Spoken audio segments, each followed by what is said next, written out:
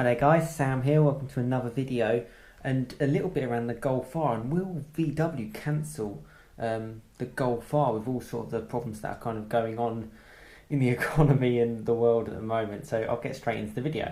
So first of all, if you're not familiar with my channel, I do a lot of Golf R content. I own a MK8 Golf R myself. I like to bring updates on the latest and greatest, and the MK8 Golf R as well.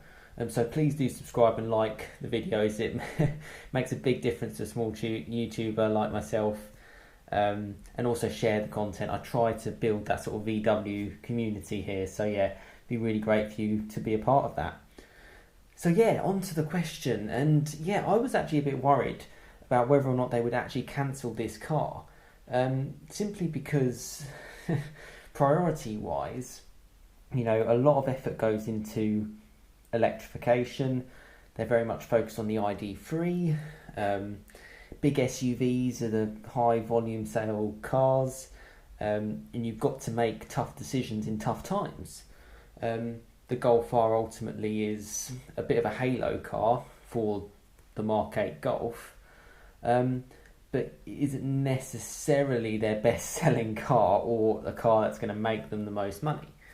So I was kind of thinking, of all the problems that are kind of going on, would they actually cancel it, and would they just focus on, say, like the GTI being top of the range and then sort of move eventually away from the Golf? You know, will there be a Mark9 Golf? I kind of doubt it really, with the way the ID3, and now they've announced like an ID4. They might not. But yeah, as you can see on screen, I've got a really good recent picture, a little sketch of the MK8 Golf R. This one looks a lot better. I again, hope it kind of looks a little bit like this. It looks nice in white wheels and stuff. And it's actually an article from Motor One, and they're actually just talking to one of the chief engineers at Volkswagen. They just asked a few questions to this person, and one of the biggest things that actually came out, which I've discussed in my other MK8 Golf R videos, was that it sounded like it was going to have a hybrid engine in order to boost the power by 30 brake horsepower. Sounds like it's still going to have 329 brake horsepower, which is a 29 brake horsepower increase, which is great, which means it should shift pretty well.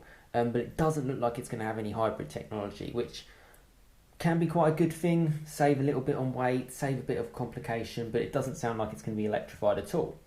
And that's as opposed to the Touareg R, which is now a plug-in hybrid. The good thing about this latest article is it's very recent, so it's actually dated today. And yeah, they're essentially talking to the person who is, you know, quite high up in the organisation, you know, essentially calling the shots, as they kind of mentioned there. So it's a good person to kind of get advice off to. And there is absolutely no mention that they're going to cancel or stop this car, which is great. I was so disappointed when they didn't bring out the Golf R 400.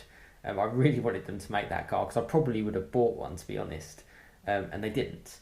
This is slightly different. This is just obviously just a base R, and it sounds like it's still all going ahead, nothing changing of plans, and actually they mentioned it's going to be like a proper real driving machine, which would be great. It's got the comfort, it's got the refinement for days, but it would be nice if it was a little bit more dynamic. Only it doesn't have to be massive. You know, I kind of get the fact you're never gonna necessarily track a Golf R, or that to be its main focus, I should say. But it would be great if it's a bit more dynamic, and it's, you know, I'm really keen for this car to come out, because it's certainly something that I'm really interested in to potentially replace my MK7 Golf R. So yeah, I'll leave a link in the description actually from this article that I've read today. And the good news is it doesn't sound like it's going to get cancelled, so we need as much good news as we can get these days. But let me know what you think. No hybrid now, you know, so it's just going to be a pure 2 litre, the EA 888, the trusted engine, producing a little bit more power. Interesting to know how they're going to get that actually. Will they add a little bit more cooling? You know, will they just tweak the ECU? Who knows? But it'd be interesting to see. And yeah, I'll be really interested to see when it comes out, to certainly give it a go, and you never know, really maybe place my order if it if it's up to scratch. But let me know your thoughts in the comments of what you think about it not being a hybrid actually, and yeah, give this video a thumbs up if you're happy that it's not going to get cancelled and it is going to go ahead. But yeah, thanks very much for watching, and as I've said before, please like, share, subscribe. You know, it makes a big difference to the channel. It really does.